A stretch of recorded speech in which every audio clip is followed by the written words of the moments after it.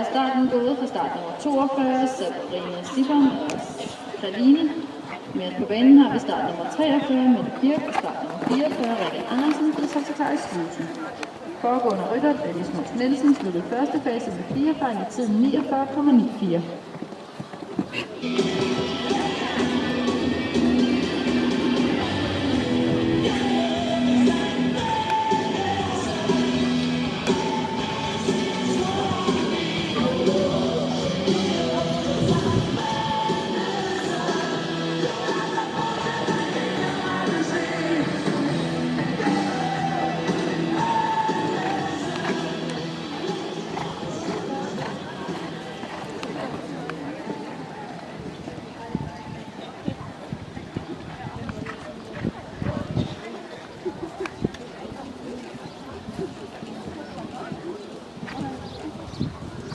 Du kan da ikke gå glip af årets rytterfest.